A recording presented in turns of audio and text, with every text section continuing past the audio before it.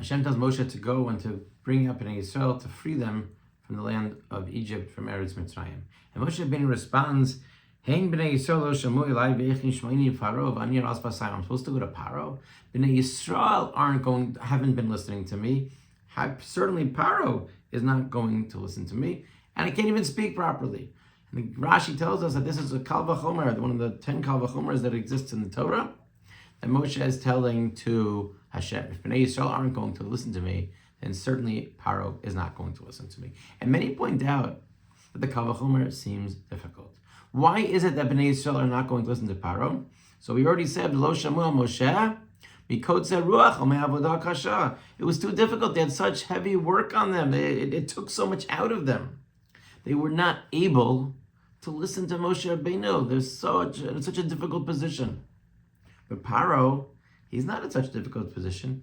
He doesn't have kotze ruach. He doesn't have avodah kasha. So why would it be that just because Bnei Yisrael are not able to listen to Moshe because of kotze ruach, perhaps Paroh is going to be willing to listen. Maybe he'll think more clearly. Maybe he'll be able to be more rational because he doesn't have this avodah kasha, this difficult labor weighing on his head.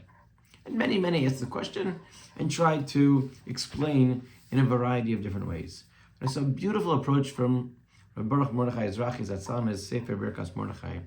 And he explains that in fact, if the Kal V'chomer is true, and Moshe Rabbeinu is saying it, and it's included in the Torah, then it must be that the Kal V'chomer is accurate. And if that's the case, then the same way Bnei Yisrael aren't going to listen to Moshe because of kotze ruach and avodah kasha, then it has to be that it's even more so when it comes to Paroh. How can that be? How can it be? Bnei Yisrael were involved in back-breaking labor, so difficult, the shibud of Mitzrayim.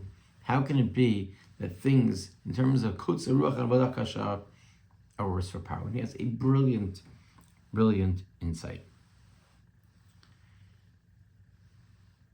Paroh had a lot on his plate because Paroh had to constantly portray an image of being a god.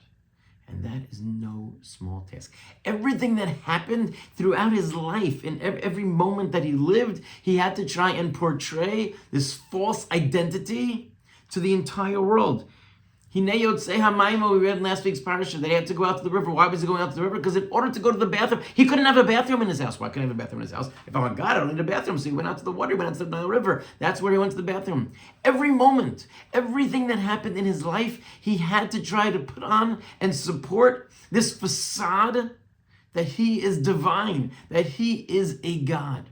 And the constant pressure, that avodah kasha, of living in that pressure cooker, of making sure that I'm trying to portray something that I am not to the outside, that Moshe Rabbeinu is teaching us is even more difficult. It's even more difficult. It's every moment.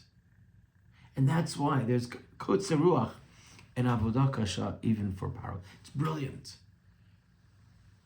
But it's an important lesson, I think, for all of us as well. That sometimes we try to portray an image that just isn't accurate. And it becomes something that we're living up to because we feel the need to superficially show something about ourselves that just isn't the reality. That's why the Gemara tells us that the ultimate level that we try to attain is tochel kabaro. Our inside and outside should be the same. Our outside should reflect what it is that we truly believe. It is such pressure to be living to try and present something external that just isn't there. It just isn't there. And sometimes it just requires us to be honest with ourselves. We don't have to put on a show for anybody. We have to be true to ourselves and true to the Ribono Shel Olam. That's how we have to live. This kotze ruach, the avodah kasha, of trying to be that which we are not, isn't worth it. It isn't worth it. It's not a way to live. It doesn't matter what others think. It doesn't matter what others think it should be. We have to be honest. We have to be true to ourselves. And that in and of itself is liberating. That would have allowed Paroh perhaps to be able to hear what Moshe was saying. But that avodah kasha of trying to portray an image is not a healthy life. It's not who we should be. Kadosh Baruch Hu should help us to be able to always be able to be honest with ourselves, honest with Him, to be able to present an image of what we're supposed to be, because that is who we really are. not to be fake, not to be worried about what others are going to think, simply to be true to ourselves and to Hashem.